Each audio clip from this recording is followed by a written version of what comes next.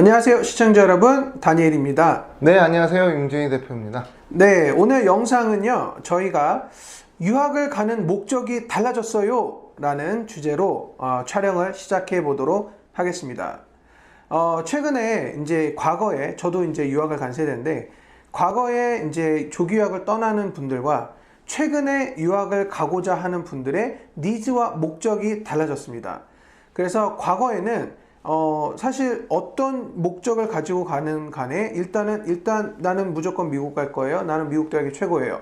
뭐 이런 부분도 있고, 사실은 난 이과 갈까요? 문과 갈까요? 이런 부분을 정하지도 않은 분들이 많은데, 그렇게 가시면 안 됩니다. 그래서 최근에는 확실히 출발 전부터 목적이 확실해야 됩니다. 그래서 이제 미국 유학의 큰 틀을 보면은 인맥 유학이 있고, 그리고 기술 유학이 있습니다.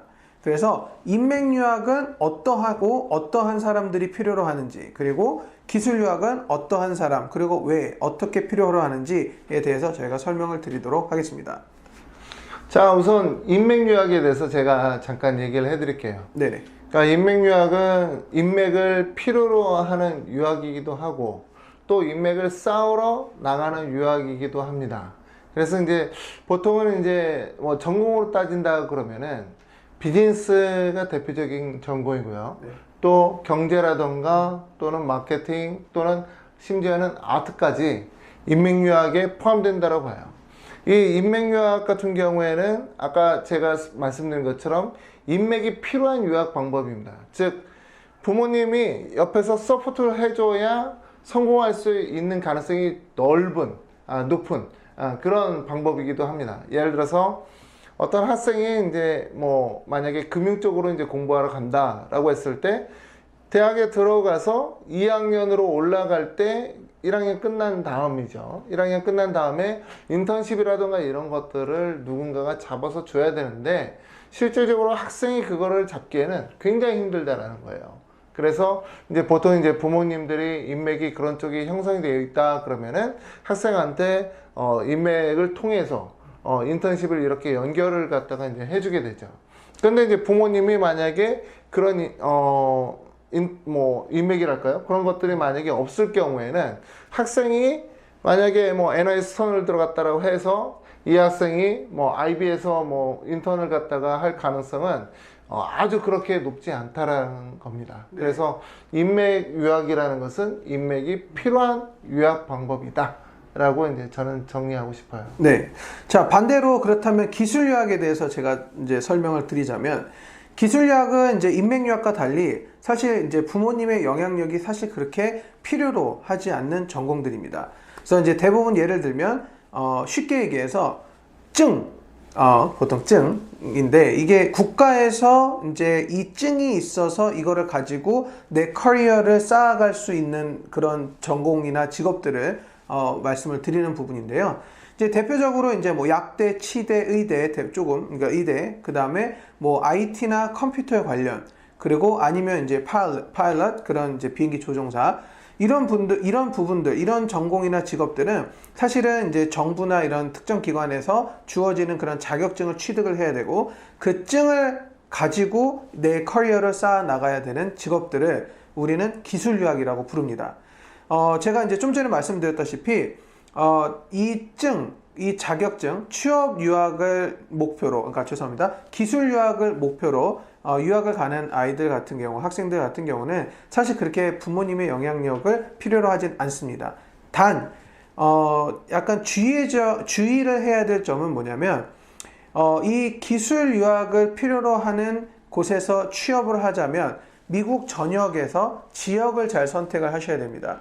대표적인 예를 들면, 예를 들어서 나는 IT 관련돼서 컴퓨터 사이언스를 전공을 해서 나는 IT의 기업이나 이런 뭐 예를 들어서 구글이나 애플이나 이런 큰 대기업에 가서 나는 전문직으로 소프트웨어 엔지니어라든가 관련 직업에 일을 하고 싶다라고 했을 때는 지역을 뭐 캘리포니아죠. 그렇죠. 캘리포니아가 있어요. 네, 캘리포니아 깜짝 놀랐습니다. 네, 캘리포니아나 아니면은 요즘 대세에 맞춰서 뭐 텍사스 어스틴이라든가 이제 이런 쪽으로 선정을 해야 됩니다.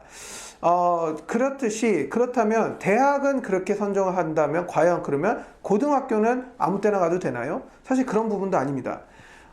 대학교에 관련돼서 그 대학교를 가장 잘 갈 수 있는 학교들을 선정을 해야 되는데, 좀 정리를 하자면 내가 이제 인맥유학이든 기술유학이든 내 목적을 가지고 첫 번째에 시작을 해야 될 발판은 바로 대학교가 아닌 고등학교, 즉 보딩스쿨입니다. 그렇기 때문에 우리가 유학을 떠나는 데에 가기 전부터 목적을 확실히 해야 되고, 인맥이든 기술이든 어느 루트로 갈 건지를 확실히 정해야 되고, 그 정하는 과정에서 가장 첫 번째로 제일 중요한 부분이 바로 보딩스쿨의 선택입니다. 근데 사실은 학생들은 네. 한 80% 이상의 학생들은 네네. 자기가 인맥유학인지 네. 기술유학인지 모르는 경우가 많아요. 아, 그래서 이제 보통 저희 같은 전문가한테 학생을 이제 데리고 와서 네. 저희가 이제 테스트 보고 또 이 학생에 대한 진로라든가 이런 거를 같이 상담해 주고 있습니다. 네. 그리고 이제 아까 다니엘 조가 이제 얘기한 것처럼 기술유학은 이제 IT나 이런 쪽은 뭐 캘리포니아나 이런 중심으로 이제 말씀드렸다 그러면은 인맥유학은 웬만하면 동부예요. 그러니까 동부에 가는 이유가 아까 제가 말씀드린 것처럼 비즈니스라든가 이코니라든가 또는 금융 쪽이라든가 뭐 또는 이제 아트나 이런 쪽은 실질적으로 동부가 가장 좋지 않을까. 그리고 또 인맥 형성하기 위해서는 말씀하신 것처럼 이제 그런 명문 보딩스쿨로 가고, 또 그럼 탑 보딩스쿨에 명문 보딩스쿨 가기 좀 더 수월하게 하고 싶다 그러면은 주니어 보딩스쿨 가는 거고. 그래서 이제 주니어 보딩스쿨이 사실은 인맥의 꽃이다, 시작이다. 네. 이렇게 이제 보통 얘기를 이제 하게 되는 건데요. 만약에 이제 학생이 대학교 때 가는 경우, 이런 경우는 사실은 인맥유학은 저는 늦었다라고 얘기를 하지만, 기술유학 같은 경우에는 네. 부분적으로 오케이가 될 거예요. 네. 그래서 어떤 학생인지 또는 그 학생이 나중에 어떻게 살고 또 그 학생이 살아온 배경 이런 거를 저희가 알게 된다 그러면은 이 학생한테 맞는 로드맵을 저희가 반드시 만들어 줄 것입니다. 네.